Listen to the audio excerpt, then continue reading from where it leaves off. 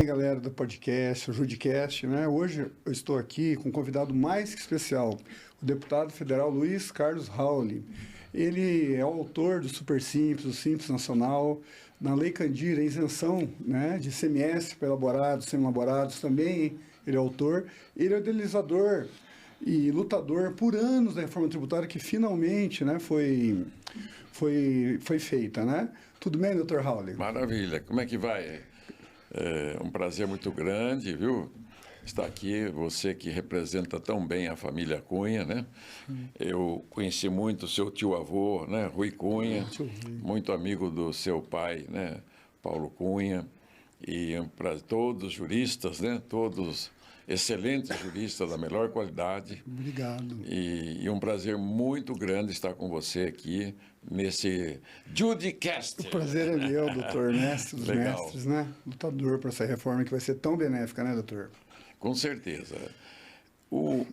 Quando você analisa o Brasil, as pessoas geralmente não conseguem enxergar o que nós que estudamos esta matéria há mais de 50 anos, né? Que eu não sou advogado tributarista, né? Nem advogado, eu sou um economista tributário, né? Da área tributária. Mais sabe tributário. Então, o que eu aprendi nesses 50 anos de vida pública, né? Um pouquinho mais de 50 já. Parabéns. Comecei em 72, né? Já estamos em 70 né? Com 52 anos. Então, a economia dos países, elas funcionam, né? Os países crescem primeiro, com segurança jurídica, com democracia, com liberdade, né? Com regras econômicas claras, transparentes, isonômicas, né? E, infelizmente, no Brasil, mesmo tendo períodos de ditadura, o Brasil sempre teve democracia. Sim. Sempre teve, e hoje também tem. Segurança jurídica nem sempre teve. Né? Estabilidade econômica também não. Né? Então, sistema tributário justo, solidário, fraterno, equânime, transparente, não temos. Então, estudando e buscando as raízes do problema econômico do desenvolvimento brasileiro, comparado aos Estados Unidos e Canadá, a Inglaterra, a Alemanha, a França, claro que eles são nações muito antigas, né? Sim. Vamos pegar aqui na América, que tem a mesma idade, né? Estados Unidos, Canadá tem a mesma idade, 500 anos igual ao Brasil. A nossa diferença é a estrutura econômica tributária. Exatamente. Ela que acabou atrapalhando, né, os negócios, e ao atrapalhar os negócios, ela proporcionou concentração de renda e de riqueza, uma má formação da estrutura de produção industrial e de serviço do país, mal tributada e cheia de buracos, buracos imensos, que foi até denominado por um colega seu, né, Dr. Becker, um advogado tributarista gaúcho, manicômio tributário. Alguns chamam de circo tributário. Frankenstein também. Eu chamo de Frankenstein. Né? Funcional que mata as empresas, mata o emprego. Isso aí é porque acho que remendos, né? Você fala, eu acho que foi 17. Na época, a gente havia contato, né? Quando eu comecei as palestras, já há 6 anos, 17 grandes remendos, fora os remendos pequenos. Ah, entendi. Então, 17 reformas fatiadas. Então, porque a estrutura da economia tem que ser sistêmica, né? Sim. Ela tem que ter uma regra clara, única, principalmente na base dos impostos, porque o que significa o imposto, a imposição tributária da União e Estados Municípios dentro dos preços? Da formação de preços relativo dos bens e serviços consumidos pela população. Quer dizer, quem é que paga o imposto de consumo? É nós, né? O consumidor, as famílias, né? Infelizmente, Não são as empresas. Aliás, eu acho que qualquer prejuízo que dá na empresa, seja lá o que for, folha patronal, o que eles têm lá de vamos dizer assim, de gasto, vem para o consumidor. Tudo. Né? Você pode morrer de tributar a empresa, que ela passa por preço, tudo. Até o ponto que o produto dela perde a competitividade de preço. Exato, Nesse momento, algumas empresas ou quebram ou começam a fazer planejamento fiscal. Declara o imposto que foi a recolher e não recolhe. Sim. Aí começa a fazer demandas administrativas e judicial para ganhar tempo, ou parte direto para o bruto, né, que é a sonegação mesmo. A sonegação fiscal. Aí tem todas as espécies. Entre guerra fiscal, sonegação... Não, aí já é um outro ponto, né? Burocracia. Que é a esperteza daqueles que podem mais. Eu até escrevia no começo uma frase. Sim, quem pode mais chora menos, né? Infelizmente. E vai lá no governador do estado e pede um incentivo fiscal para a sua empresa. Acaba gerando a guerra fiscal. E aí já começa a gerar uma guerra de distorção entre os estados e entre as empresas. Entendi. E o ICMS, sem dúvida, é o que mais causou, né? Ele é bruto, né? Porque ele terrível. representa sozinho, o ICMS representa 21% da arrecadação nacional. E ele tem autonomia, né? Não sei qual foi a emenda constitucional que deu autonomia para os estados. Foi a emenda 65, Isso. a emenda 18 de 65. Eu troquei a bola, o número. A emenda constitucional 18 do ano de 1965, que criou esse modelo atual, que criou o ISS para o município, o ICMS para o estado e o IPI para o governo federal. E ao longo dos anos, né, muitos anos depois da criação, na reforma constitucional de 88, foi acrescido, né, a COFINS, o PIS a COFINS era apenas um impostozinho para a pobreza, né, chamado uma contribuição social, né? Fim social, era bem pequeno, de zero qualquer coisa, e transformou nesse monstro, né? Que é um dos grandes tributos que está no preço, né? Está no preço. Dos 5, né? IPI, ICMS, ISS, PIS e COFINS. Esses 5 juntos representam 40% da arrecadação. Nossa, o ICM sozinho, 21%. Olha só. Quase a metade. Com o ISS representa 3%. Então, o ICMS e ISS, 24% de 40%. O IPI, o PIS e o COFINS representa 16% da arrecadação nacional. Então, o ICM é o maior imposto individual. Entendi. Ele é tão grande quanto o imposto de renda de pessoas físicas e jurídicas. E o imposto de renda e o IPI, eles transferem um pouco para o município também, né? Renda emprestada, né? Desde as primeiras constituições, né, os municípios, os estados têm participação no imposto de renda no IPI. Certo. Desde que começou o IPI em 67, que é aprovado em 65, ele entra em vigor em 67. Certo. Os municípios hoje e os estados, somando os dois, têm 60% do IPI e 50% do imposto de renda. Entendi. E agora, assim, com a PEC 45, que virou a emenda constitucional 132. Né, 132, com a reforma agora, né, sendo uma realidade, né, graças a Deus, mesmo com o tempo de transição longo de 50 anos, quais serão os impactos para municípios, estados e União de imediato, de melhoras? A transição que vai ser longa para estados e municípios. Isso. Para a sociedade, para as empresas, é de imediato, né? Sim, exato. Ela é de imediato. Deixar claro, vai ter um prazo aí de já dá até um impacto, só de saber que foi aprovado internacional. 2032, Então, essa transição, o que tem de ganho é muito, né? Primeiro que a economia está parada. Faz 42 anos que a economia cresce a 2% na média. Sim, tá. De 2%.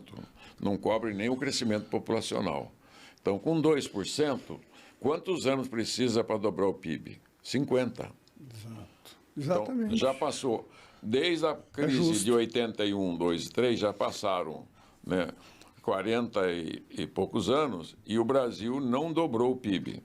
Entendi. Não dobrou o PIB, porque a média 2 é a média absoluta. Baixo. Pega e divide por 40, deu 2. A China, ela dobra o PIB a cada 15, 16 anos. A Índia também. Então, esse é o drama. Mas o Brasil já cresceu bastante, a 6 e poucos % ao ano, de 1980 para trás. Exato. 50 anos para trás, de 1931 a 80, o Brasil cresceu a 6,3%. Isso a cada 16 anos dobrava o PIB. E nos 40 anos anteriores, cresceu a 4,8%. A cada 20 anos dobrava o PIB. Quer dizer, nós estamos levando 50 anos. Então, algo de muito errado aconteceu no Brasil. O que foi? Eu como economista tributário, especialista, homem público, homem de Estado, que estuda essa matéria. Experiência, né? Com experiência. Como você disse, eu fiz o Simples, Super Simples, o MEI, a lei de Candir, a lei de exportação. Na verdade, essas 17 remendas, as únicas boas foi o senhor que fez, né? Que é o Super Simples e o Candir, né? A Candir, na parte, que a lei Candir, na verdade, é a lei do que regulamenta o ICMS, a lei 87 de 1996. E outras tantas. Eu fiz a lei de SA, as duas. Ah, foi? De minha autoria também. As boas foi. Uma eu fiz relator, outra eu sou autor da lei. Né? Então, que criou um novo mercado acionário brasileiro. Maravilhoso. Bom, vamos dizer, então o erro fundamental está no sistema tributário, na base do consumo. Esse é o primeiro erro, que tem excesso de tributos iguais na mesma base, que precisa ter a base de consumo precisa de um imposto só, como tem na Europa, o IVA europeu, né? O Imposto de Valor Agregado, que em alguns países chama VAT, né? VAT. E um imposto de renda, nós temos dois. Um imposto de IVA, nós temos o ISS, CMS, IPI, PIS, COFINS, as 36 CIDs, que é pouquinho, Transmissão, você tem o IOF, você tem na folha de pagamento salário educação, você tem Sistema S, tem Fundo Rural. Então, todos esses pequenos tributos, eles existem para atormentar a vida do empresário e do consumidor final, porque tudo isso vai para o preço final. Então, repetindo, quem paga o imposto de consumo, o IPI, o ISS, ICMS, PIS, COFINS, o consumidor final. E paga também a tributação da folha, empregado, empregador, o Fundo Rural, o Sistema S, o salário educação, o IOF, né, as CIDs, porque esses impostos estão dentro das empresas e as empresas repassam esses impostos e contribuições para os seus preços dos bens e serviços consumidos pela população. Então, tudo que a população brasileira consome de janeiro a dezembro, mais ou menos, vamos dizer que tenhamos 100 mil itens e subitens de bens e serviços. Quer dizer, que é tudo que as famílias pobre, média, remediada e rica consomem. Então, esses preços estão com os impostos inflados. Ali está a arrecadação efetiva, que esses 5 impostos representam 40% da arrecadação, 40%. A arrecadação média anual é 33% do produto interno bruto, do PIB. Então, no ano passado, dá 3 trilhões e 300. 40% de 33 dá 13% do PIB. 1 trilhão e 300 de impostos. Só que isso é o arrecadado. Só que em cima do arrecadado, o consumidor, as famílias pagam também a guerra fiscal desses 5 impostos, que custa 350 bilhões por ano, 3,5% do PIB, paga o custo burocrático, que é de 1%, 100 bilhões por ano, e paga a inadimplência, que é a inadimplência. A empresa declara, ele já recebeu esse imposto no seu caixa, ele declara que vai pagar e no dia de pagar ele fala, olha, eu tenho que pagar a folha, tenho que pagar meu fornecedor, ele não paga. Seria o contencioso. Que gera dívida ativa, é diferente do contencioso. Ah, não, ele tem mais contencioso ele forma uma dívida. Essa dívida ativa da União e Estados Municípios está em 5 trilhões. Certo. A estoque. Anualmente acrescenta 200 bilhões. O custo burocrático, só desses 5 itens, né, impostos, 100 bilhões por ano, está dentro do preço. E o que os Estados e a União dão de incentivo fiscal para as empresas, que está dentro do imposto. Entendi. Então, na verdade, ele está dando o incentivo com o chapéu do consumidor. Olha só. Quer dizer, quando o governador dá um incentivo para uma indústria, fala, olha, está vindo aqui essa indústria X, eu estou dando 100 milhões de reais de ICMS de incentivo. É aquela empresa, ela vai cobrar do consumidor, pega esses 100 milhões e usa na sua empresa. Assim, é uma curiosidade minha. O CAD, né, o Conselho Administrativo de Defesa Econômica, ele, por exemplo, se duas empresas se fundir, tem uma média de 20% que não pode dominar o mercado. Isso daí, o CAD verifica essa parte também?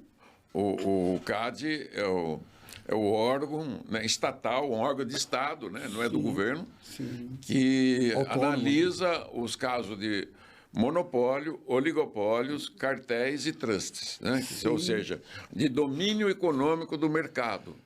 Então, tem todas essas regras. Mas há muitos anos, uma multinacional, o CAD determinou que ela não poderia comprar uma fábrica de chocolate no Espírito Santo e trazer ela para dentro do seu grupo grande.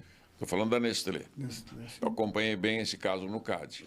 O CAD negou a compra. O que ela fez? Ela foi à justiça há 20 e poucos anos atrás e ganhou um liminar que ele poderia comprar a empresa. Esse caso foi bater lá na União Europeia, etc., porque o garoto já era uma fábrica grande de chocolate, tinha o domínio dos chocolates líquidos, dos chocolates em pó. São vários produtos, não só chocolate. Aí fundiu as empresas. Então, isso chama, né, oligopólio. Aí eles começam a bancar preço na economia. Você vê como é que é caro o chocolate. O ovo de Páscoa sobe o que eles querem, porque Exatamente. Ele é um oligopólio, são um grupo de várias empresas grandes que se juntam para... E sim, a Ambev é um oligopólio junto com a Skincariol e com as outras grandes empresas, né? Exatamente. A Heineken e as outras empresas que se juntam e bancam preço na economia de mercado. Isso é grave. Mas eu não estou mais trabalhando nessa questão, porque eu não tenho tempo. Meu tempo hoje é dedicado, já que eu voltei para o Congresso, como eu tenho a maior experiência do Congresso Nacional na área tributária e econômica, eu estou concentrado em destravar a economia, com a minha contribuição, claro, não sou sozinho, com meus estudos, as equipes que eu monto e quem eu tenho levado para o debate nacional, para fazer do Brasil, que tem o pior sistema tributário do mundo. O Banco Mundial faz uma análise anual, cada 2 anos, um ranking. Quais são as melhores e os piores... 190 países. Em 190 países, o Brasil está em 184 pior sistema tributário do mundo. E isso afeta um outro ranking do próprio relatório, que é o ambiente de negócio. O Brasil, em 190 países, tem o 125 pior ambiente de negócio. Ora, se o Brasil é uma das 10 maiores economias do mundo, com certeza. Tem o 5º maior território, né, de terras do mundo, tem a 7ª população do mundo, né, e uma das 10 maiores economias do mundo, agora estamos em 9º lugar de novo. Uma população grande, consumidora, produtora, como é que pode não crescer como cresceram os que ficaram ricos ou como estão crescendo os emergentes, como a Coreia, a Índia, a China. Então, nós ficamos para trás porque perdemos o bonde do crescimento econômico da história brasileira. Eu vou tentar dar um exemplo aqui, para fazer um exemplo figurativo, né, uma metáfora. Assim, uma pessoa no Brasil que ganha 10 mil reais por mês, né? Vamos supor que ela tem 20% de imposto. Ela gastaria 20% do salário. E uma pessoa que ganha 100 mil gastaria 2%. Então, ela é regressiva. Né? Eu conheço 3 estudos, 3 pesquisas de renda-tributo, né? Sim, renda-tributo.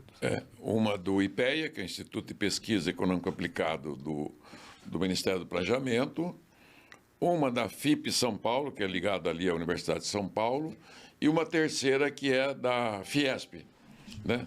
Da Federação das Indústrias de São Paulo. Vamos pegar a do IPEA, que eu usei muito essa do IPEA. Quanto que é a tributação de quem ganha 2 salários mínimos no Brasil, segundo essa pesquisa, que é com base, né, nas estatísticas oficiais? Sim. 53,9% de imposto. Quer dizer, o trabalhador mais pobre do Brasil, a cada R$1.000, ele paga R$539 de imposto. E o que ganha acima de R$30 mil, está lá, 29%. Olha só. Quer dizer, o que ganha muito, 29%. Quanto mais, isso com 30 salário, que está dando hoje 40 e poucos mil reais.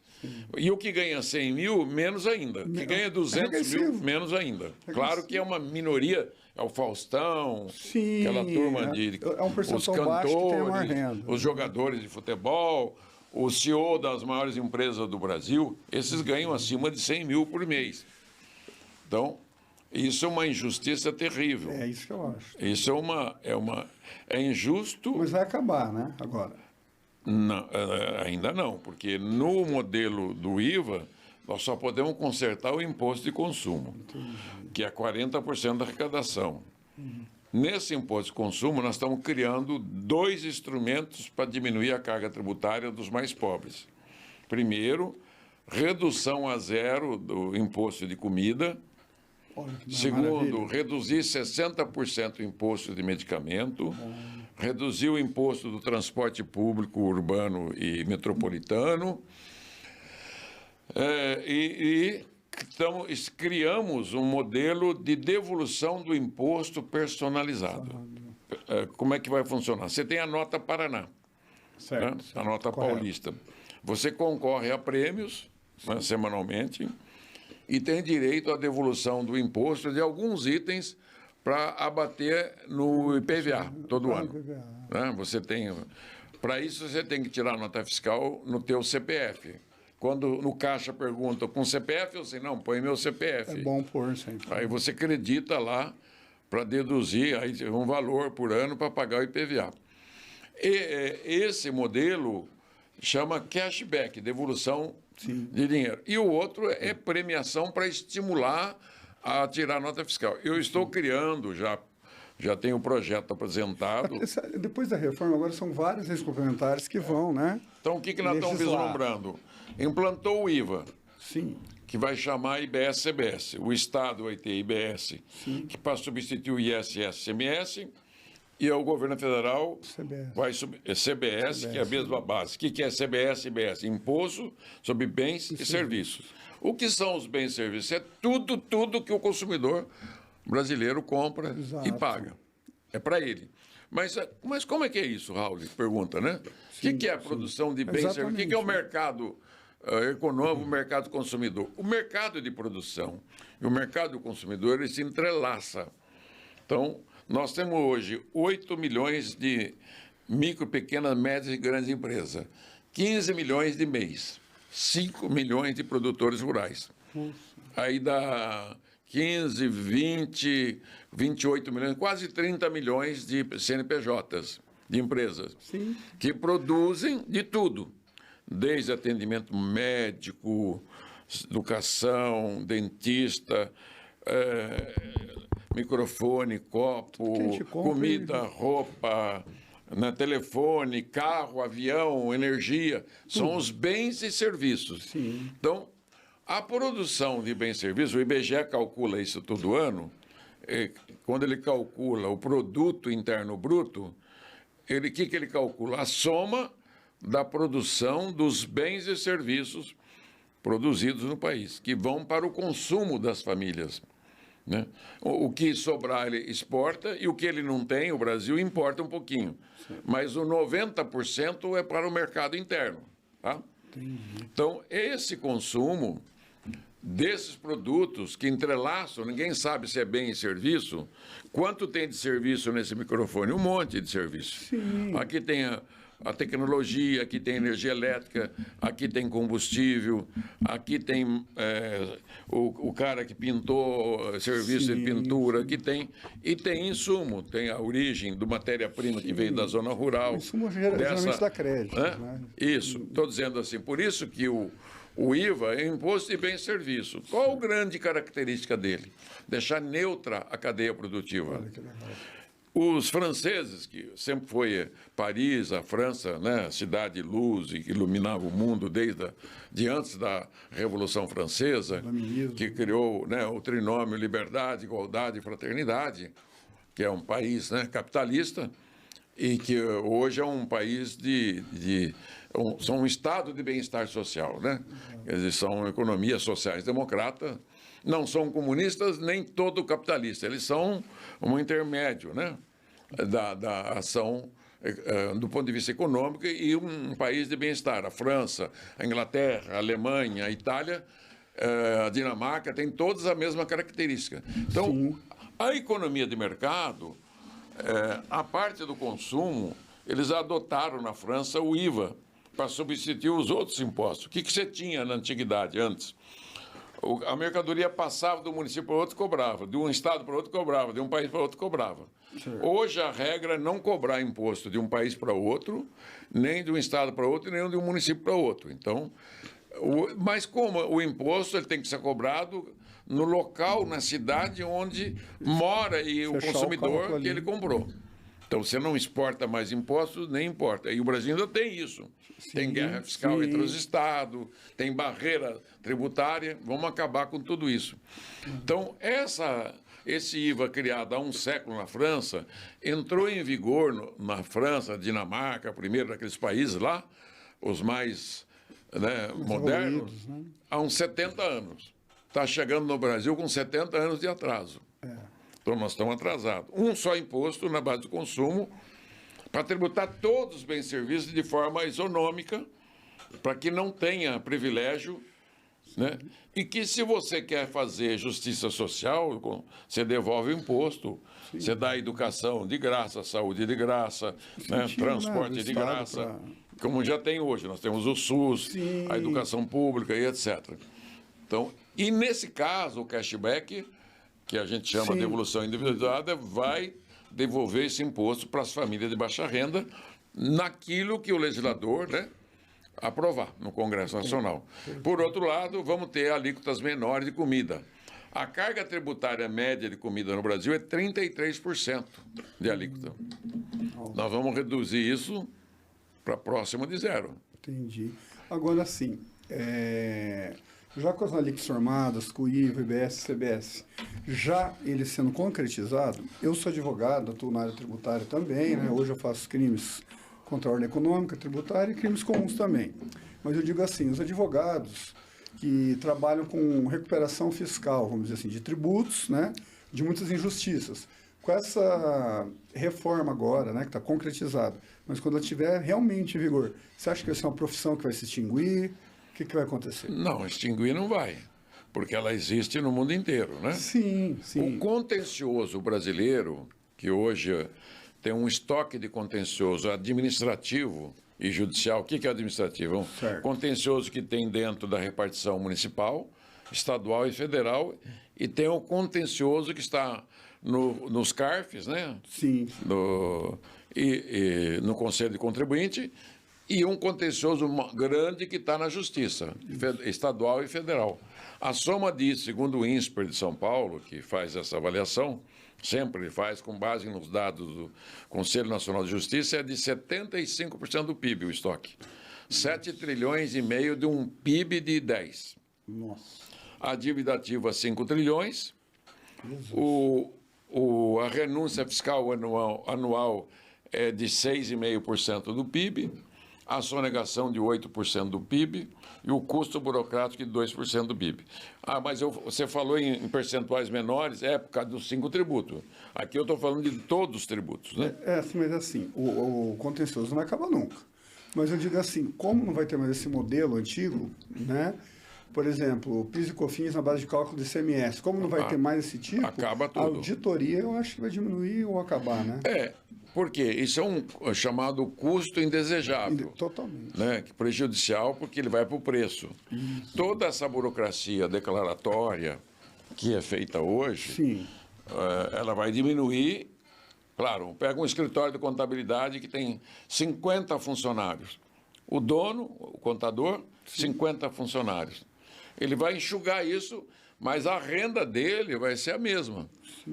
Então, esse emprego desse escritório de contabilidade, que geralmente são jovens, que ganham o mínimo do mínimo, ele vai para o mercado de trabalho, porque o país vai voltar a crescer. Exato. E ele vai ter uma atividade mais específica. Qual é a função do contabilista nas economias das empresas do mundo inteiro? O contador é a peça fundamental do empresário para calcular o lucro, para calcular o preço de cada produto, o estoque, a rotação de estoque, o preço fixo, o preço variável. Ele fica olhando a concorrência junto com o patrão, com a empresa, e fazer o planejamento de preço, estoque, rotatividade, né? Perdas, né? Sinistros. Então, esse é o papel do contador, que volta à sua forma clássica depois de 50 anos, de manicômio tributário, de carnaval tributário. Então, ele vai... mas esse contador vai ganhar menos? Não. No meu entendimento, Raul, economista, vai ganhar mais, porque Sexta-feira ele maravilha. vai para casa, ele não vai ter que pensar no que ele deixou, fez errado. Ele vai pescar, não vai ficar lembrando que esqueceu de entregar uma guia, porque hoje criaram o manicômio de guias burocrático em cima do imposto. O advogado, a mesma coisa. Sim, O advogado está com ação, se ele perder um prazo, ele perde a ação do cliente já dele. era. E são milhões de ações todos os dias, né? Sim. Então você vai para uma função clássica do advogado tributário mundial. Claro que a tua banca, você tem que diversificar. Sim. Você tem, né, lá direito do consumidor, você tem vara de família, você tem direito comercial internacional, outros direitos comerciais e outras causas, né? Então você não vai ficar só uma causa que é o direito tributário que tomou conta da discussão judiciária brasileira. Tem vários. É multidisciplinar, né? Dr. Raul, para finalizar, a mensagem que o senhor, né, Vossa Excelência, né, possa falar para os brasileiros aí? Eu diria assim, confiança. Não acredite em fake tributário, né? Verdade. Aliás, o fake news, né? Qual é a origem do fake news? É a mentira. A discórdia, É a mentira, é a intriga. Sim. Mas de onde tem a origem? A Bíblia já fala que é uma coisa feia, que cria divisão. Inimigo. Então, essa questão é matéria técnica. Ela não tem nada de política. Mas a reforma é do governo do Lula, não é. Nada a ver. Ela é do Congresso e da sociedade. Você começou lá na 2, na PEC... 293, não, começou na 48 de 1991. Que é do senhor também. 33 anos atrás. Isso é o maior... Mas na Constituinte havia também uma discussão. Já, né? Há mais de 35 anos. Então, diz assim, reforma tributária é uma coisa séria. Então, tem muito... Agora eu cunhei a frase analfabeto... funcional tributário. Sim. Que eu não tenho o analfabeto e o analfabeto funcional tributário. Ou de má fé. Então eu respondo, esse cara falou isso. Olha, ou ele é analfabeto funcional tributário, ou ele está de má fé fazendo politicagem, de maldade. Mentira, né? De mentira. Então, quer uma informação correta? Pega na internet Raul Tributária. Sim. Tem lá 600, 700 palestras minhas, milhares de entrevistas. Hoje mesmo a Folha de São Paulo publicou uma matéria enorme, quase de meia página, né, sobre a reforma tributária, muito bem feita pelo jornalista Cocolo, né, da Folha de São Paulo. Até a hora que eu vim para cá, estou preparando para postar para os meus contatos e minhas redes sociais. Eu sou um deles. Então, eu gravei essa semana lá para a TV Câmara também, né? Semana passada. Eu faço 2, 3 palestras por semana. Isso só me deixa honrado de estar aqui comigo, né? Que estou começando o Judicast. Eu vou agradecer ao Dr. Raul, a amizade, né? Esse laço com nossas famílias, que já é amigo de gerações, né, Dr. Raul? É uma honra inestimável o senhor estar aqui comigo, né? Esclarecendo, né? Para muita gente que pouco sabe, né? Infelizmente, santo da casa não faz milagre, né? Isso não é comigo, né? Mas eu tenho um trabalho, né? Vou dizer assim, eu sou o pai da microempresa, você colocou, do Simples, Super Simples, são milhões hoje. A Lei Candir tem isenção de elaborados, né? A Lei Candir está diretamente ligado. O que a pesquisa da Embrapa e a Par fizeram para os produtos agrícolas brasileiros ter produtividade, qualidade, a Lei Candir ajudou na parte tributária, fazer do Brasil um dos maiores exportadores de commodities do mundo. Verdade. Então, o Simples, o Super Simples e o MEI legalizou, formalizou milhões de empregos. Né? Só tem para amenizar. Ajudando hoje, o Brasil de uma forma assim. Então, são ações boas, benignas, né? Ainda a gente que faz isso no Brasil, poucos, está valendo mais o youtuber hoje que fica falando bobagem. E tem muita bobagem. Que agrada, mas ele falou o que eu queria falar, mas espera lá. Não, é verdade que a gente quer saber. O parlamento, né, não é para você ficar criando factoide, bobagem. O parlamento para você ir lá, estudar os temas, a educação pública, a educação de uma forma geral, a saúde pública, né?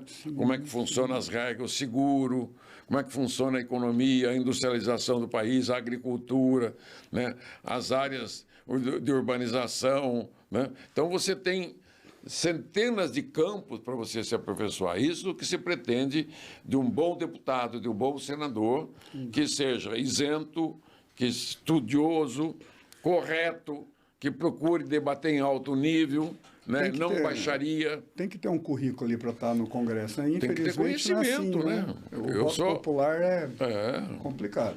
Porque Mas, eles votam em pessoas, às vezes, até que acaba... Né? É isso mesmo. Mas estamos aqui para construir, né? Estamos, gente. Esclarecer. Quem tiver dúvida, pode mandar, né? Que em um outro momento a gente faz outro. Doutor, aquele movimento Destrava Brasil... Continuamos com ele. Junto ainda, né? Como já aprovou a primeira fase, é aprovar a ideia do IVA, foi aprovado. Agora é a lei complementar. Sim. Nós estamos discutindo a lei complementar no Congresso. Sim. Eu me tornei relator da subcomissão, não do projeto. Da subcomissão, né? Agora, em abril, o governo manda os seus projetos de regulamentação do IVA, junto com os estados e os municípios. Nós, o Congresso, vamos ouvir toda a sociedade organizada, empresários e trabalhadores e academia. Sim. E eu quero trazer a discussão para a parte da cobrança eletrônica em tempo real. Que é o teu grande amigo, Miguel Boab, que bolou, um empresário muito grande de Santa Catarina, famoso. Como cobrar esse imposto totalmente eletrônico, sem que o empresário precisa pôr a mão no dinheiro, nem declarar nada, não precisa mais nada. Sim, vai acabar a guerra fiscal. E, por sua vez, o governo... Sonegação fiscal. Por sua vez, o governo também não põe a mão no dinheiro antes que ele seja líquido para ele. Exato. E o sistema eletrônico vai fazer isso. Então, não tem nada de centralizar em Brasília, nada disso. Entendi. O dinheiro vai circular nas nuvens como sistema bancário, e a hora que o dinheiro do imposto estiver líquido, quando ele vender para o consumidor final, aí sim, né? Pode fazer a partilha do percentual da União, Estados e municípios. A União vai ter 16% dessa arrecadação, os municípios 3% e os estados 21%. Por sua vez, os estados vão devolver para os municípios 25% desse 21%, que pertence ao município. Por sua vez, a parte do IPI, né, que está dentro desse bolo, vai devolver 60% para os estados e municípios. Olha, obrigado pelos esclarecimentos, né? E eu só vou agradecer de novo, Dr. Rauli, né? Nós estamos finalizando agora. Eu peço para você seguir o Judicast. Como o Dr. Rauli mesmo falou aqui, é verdade que a gente quer, não importa se é benéfico ou não, né? Aqui é verdade que a gente tem que trazer. Esse aqui é verdadeiro, é verdade, é técnica. E muito obrigado, Dr. Rauli. Que Deus abençoe. Maravilha, né?